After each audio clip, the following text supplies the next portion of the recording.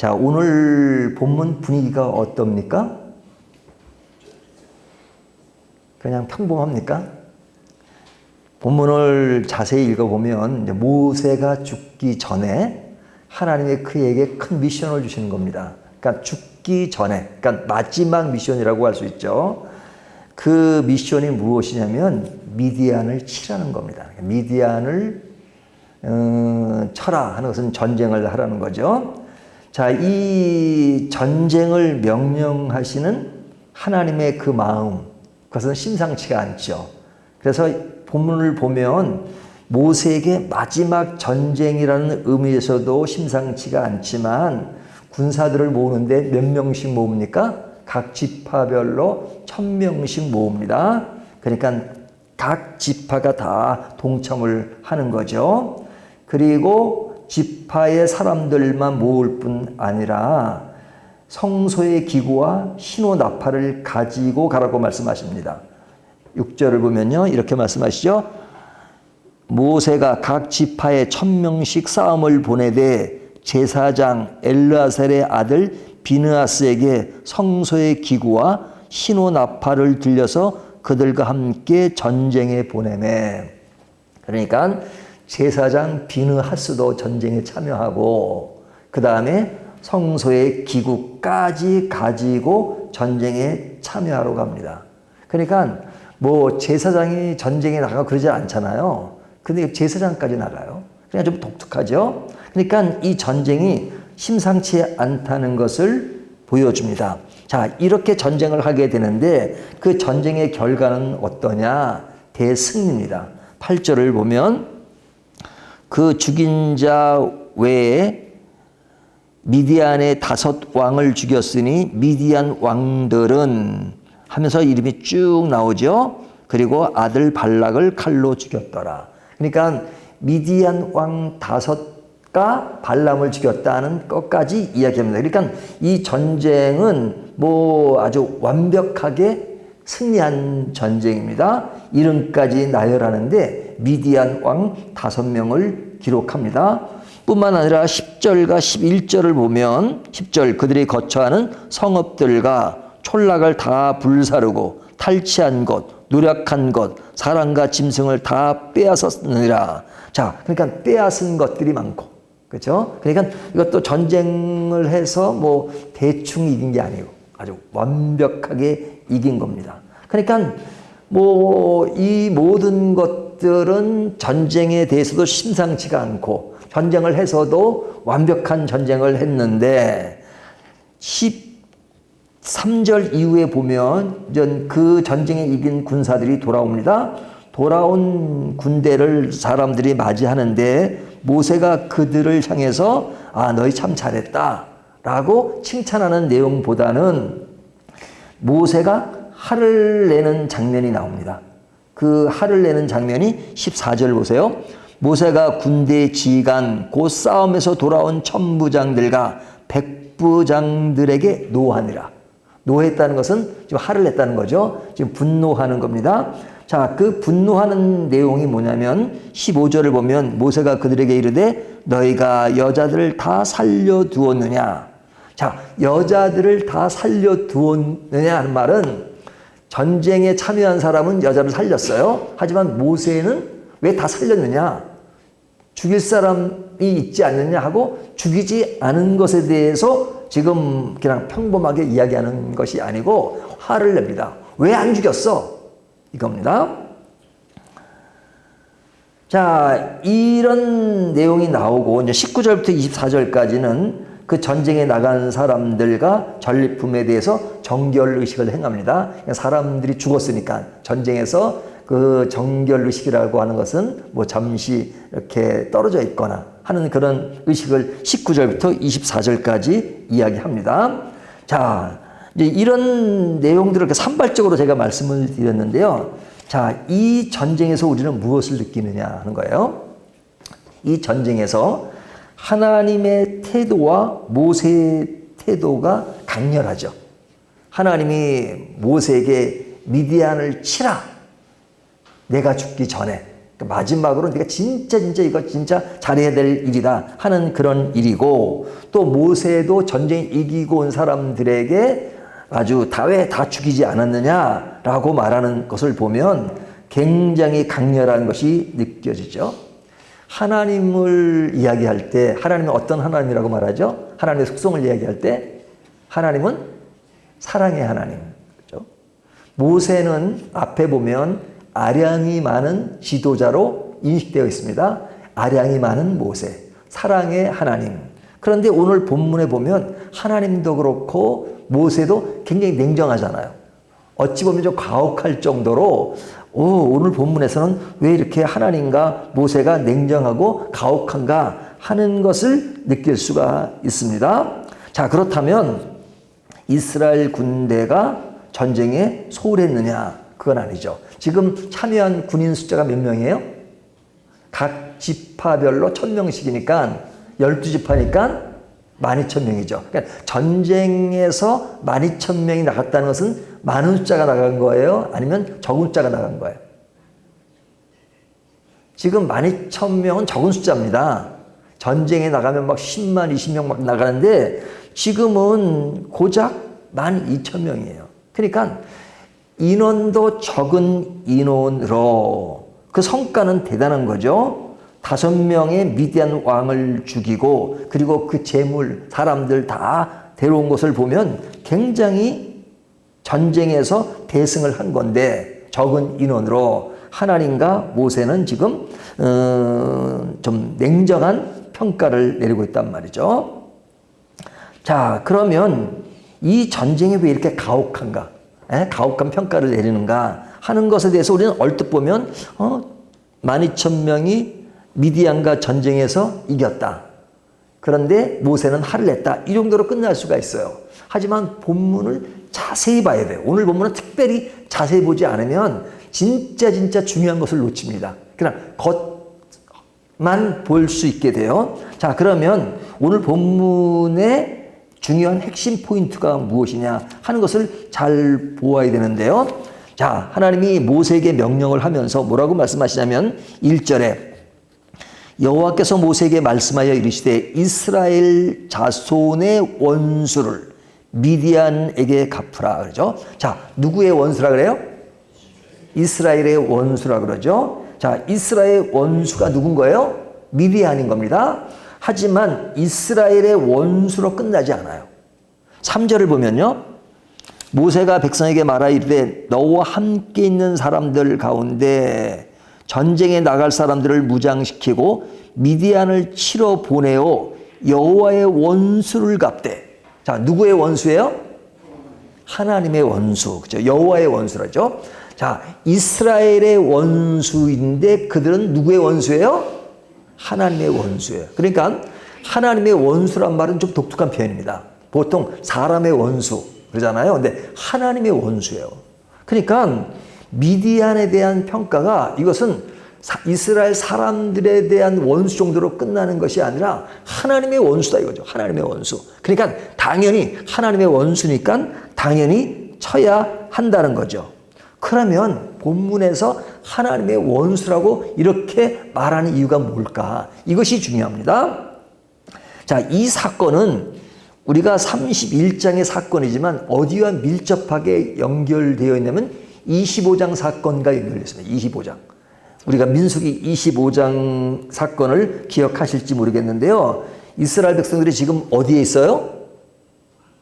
광야를 벗어나서 지금 모압 땅에 와 있잖아요. 모압 땅에. 자, 모압 땅에 와 있을 때 이스라엘 백성들이 어떤 일을 행합니까?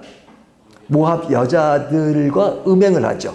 모압 여자들과 음행을 합니다. 그 음행하는 내용이 이제 25장 1절에 나오는데 이들과 음행을 하면서 그 여자들의 그 뜻을 따라가요. 그 뜻을 따라가는 게 뭐예요? 우상숭배하는 거죠. 우상숭배. 그들이 믿는 우상의 이스라엘 백성들, 남자들이 거기에 절하는 내용이 나오잖아요. 자, 그러니까 이스라엘 백성들이 아주 그냥 그런 하나님의 은혜 가운데 있지만 그런 가운데서 모압 여인과 음행하고 하나님이 원치 않는 그런 행동을 하는 내용이 25장에 나온단 말이죠. 자, 이 사건으로 끝나는 것이 아니라 거기에 또 중요한 사건이 나오는데 한 사람이 등장해요. 한 사람이 등장해서 그 사람이 미디안 여자를 데리고 어디로 들어오냐? 해막으로 데려와. 해막으로. 그러니까 모압 여자의 사건은 해막 밖의 사건이에요. 하지만 한 남자가 여인을 데리고 오는데 그 여자와 음행하는 사건이 민수기 25장 6절에 나온단 말이죠. 그러니까 이것이 성경 표현은 그가 형제에게 그 여인을 데려왔다 이거죠. 데려왔다는 것은 단순히 그냥 무리에 데려오기만 했다는 것이랑 음행을 했다는 겁니다. 자, 이 사건에 대해서 제사장인 비느하스가 이것을 보고 참을 수가 없었어요. 그래서 비느하스가 그 두 사람을 죽입니다. 죽이는데 창문을 해서 뚫고 나올 정도로 죽이는 사건이 25장 8절에 나옵니다. 그래서 이 사건을 통해서 하나님이 진노하시고 그래서 사람들이 죽게 돼요. 몇 명의 사람들이 죽는 거 기억나십니까? 연병으로 24,000명이 죽어요. 그러니까 이스라엘 백성 24,000명이 죽어요. 그러니까 24,000명이 죽는다는 것은 엄청난 숫자가 죽은 거죠. 전쟁에서 죽은 것이 아니라 하나님의 진노와 그들의 음행과 그리고 해막에 그 여인을 데리고 와서 음행을 하는 그 일에 대해서 연병으로 24,000명이 죽는 것은 굉장히 큰 사건이에요.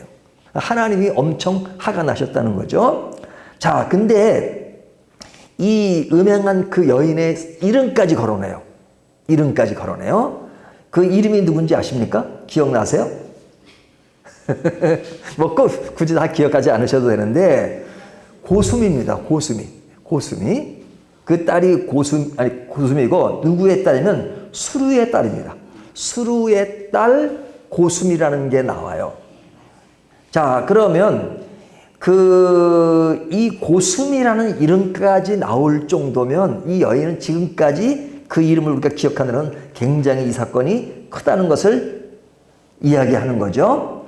자, 이 여인 사건 뭐 등등해서 24,000명이 죽고 이런 것들은 결코 가벼운 일이 아닙니다. 그런데 이 사건의 배후에 누가 있었느냐?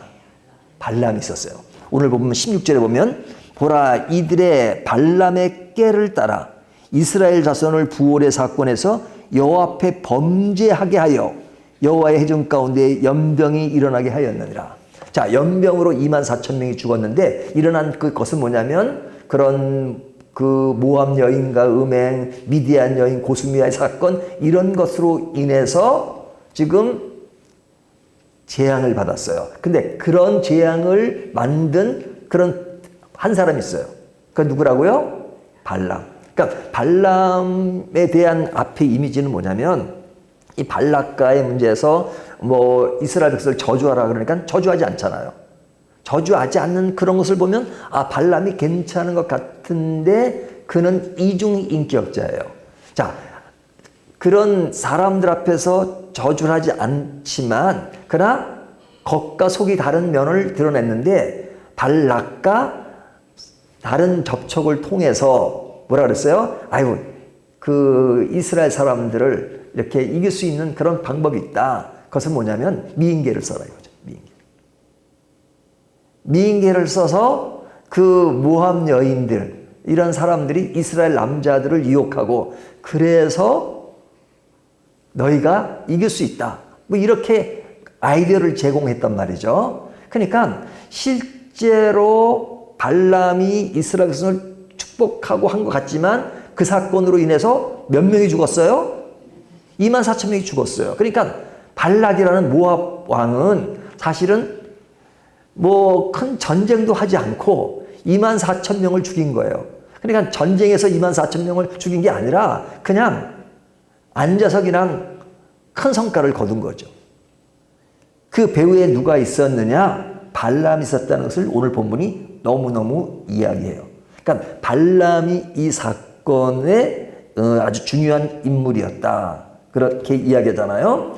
자, 자, 그런데 오늘 본문에 보면 미디안 왕 5명을 죽였다고 하는데 그 이름을 기록하고 있죠. 8절을 보시면요. 한번 볼까요? 그 죽인 자 외에 미디안의 5 왕을 죽였으니 미디안의 왕들은 에이와 레겜과 수루와 후루와 레바이며 또 부올의 아들 발람을 칼로 죽였더라. 발람을 죽였어요.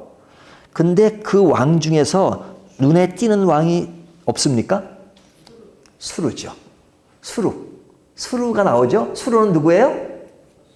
고수미의 아버지. 그러니까 음행을 저질렀던 그 여인의 아버지예요. 그러니까 그 여인 사건이 굉장히 중요한 역할하고 24,000명이 죽게 되잖아요. 거기에는 수루의 딸이 가담한 거란 말이죠. 수루의 딸. 그리고 그 모든 전략을 세운 것은 발람이고, 그러니까 발람도 죽이고 그 미디안 왕을 죽이는데 거기 아주 이름, 그 고수미의 이름도 기록됐지만 그 아버지의 이름도 기록되었단 말이죠. 그러니까 이것은 진짜 하나님의 원수가 되는 그런 아주 너무너무 그 이스라엘 백성들을 완전히 타락하게 만든, 그리고 빗나가게 만든 그 사건이었단 말이죠. 근데 그 여인 고수미와 그 남자를 죽인 사람이 누구예요? 제사장이 죽였어요. 비느하스가 죽였어요. 그러니까 비느하스를 전쟁에 내보내요. 이 전쟁에.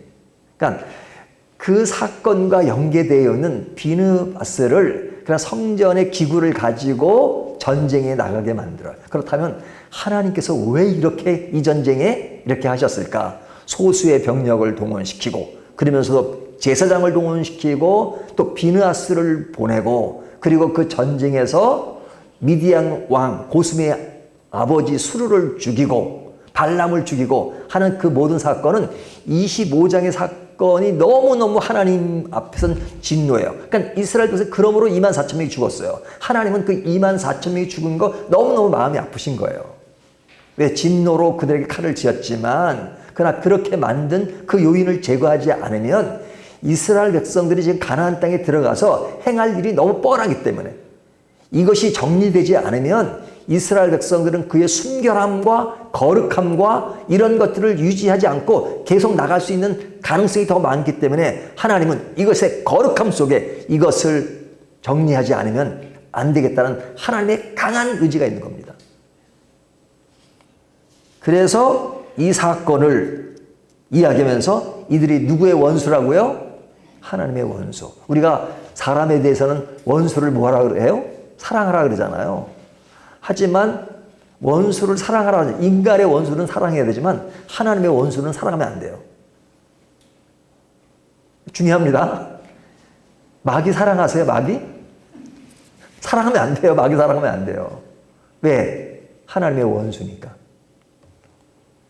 그러니까 미디안의 그 문제를, 미디안 그 사람들도 보면요, 사실은 그 이스라엘 백성들과 전혀 무관한 사람들이 아니에요. 모세의 장인이 누구예요? 모세의 장인? 그 사람 미디안 사람이에요. 그의 아내가 미디안 여자예요. 모세. 그리고 이스라엘 족보를 따져보면 미디안과 이 사람과 전혀 다른 민족이 아니에요. 그럼에도 불구하고 하나님의 원수라 그러고 그들을 가만 두면 안 되고 5 왕을 죽이게 하는 그런 강렬한 것은 뭐냐면 하나님은 죄에 대해서 결코 용납하지 않으시는 겁니다. 죄에 대해서. 물론 근본적인 죄의 용서를 해서 예수 그리스도께서 오셔서 모든 것을 이루시지만 죄 그 자체는 엄격하시단 말이죠. 그래서 이스라엘 백성들이 그런 유혹에서 더 이상 빠지지 않고 더 이상 들어가면 결국은 가나안 땅에서 이루어지는 그 일들이 잘못되기 때문에 하나님은 뒤에 보면 나오지만 가나안 사람들을 다 죽이라고 말씀하신단 말이죠. 냉정하잖아요. 그것은 뭐냐면 지금도 하나님은 죄에 대해서 냉정하다는 이야기입니다. 자, 오늘 이 말씀이 우리에게 주는 교훈이 뭐냐? 우리는 은혜 아래에 있기 때문에 사실은 죄에 대해서 둔할 수가 있습니다. 하나님이 다 용서해 줬고 뭐 우리는 이미 구원받은 천국은 따놓은 티켓이야. 맞는 이야기예요. 하지만 그런 은혜는 우리의 죄를 그냥 쉽게 생각하고 죄를 지어도 된다는 은혜 남용을 이야기하는 것이 아니에요. 은혜 아래 있기 때문에 사실은 죄에 대해서 더 민감해요. 왜? 하나님이 나 같은 죄인을 살리셨으니까 더욱더 하나님의 뜻대로 살아야 되겠다. 하나님의 뜻대로 살지 않으면 진짜 하나님은 엄격하신 분이다 하는 것들을 은혜 아래에 있는 우리들도 느끼기를 원하시는 거죠. 그래서 하나님이 사실은 이런 엄격함을 드러내시는 것은 뭐냐면 우리들을 보호하시기 위해 그래요. 우리를 인도하시기 위해서. 왜? 우리를 사랑하시니까. 그러나 이 사건만 하나 뜯어보면은 엄청 냉혹한 사건이죠. 이런 냉혹한 사건을 하나님의 원수라고 하시면서 하시는 그 이유는 우리들이 더 이상 죄의 길로 한 발짝 한 발짝 더 나가지 않기를 원하시는 겁니다. 이 하나님의 무한한 사랑이 이 속에 포함되어 있는 것입니다. 오늘도 이 말씀을 가지고 은혜 아래에서 우리는 자유롭고 평안하고 그리고 죄책감에 빠져야 하는 것은 아니지만 그런 하나님의 은혜 아래 있기 때문에 우리가 더욱 하나님 앞에 경건해야 된다, 거룩해야 된다 하는 것을 더욱더 다짐하는 저와 여러분이 되시기를 주님의 이름으로 축원합니다.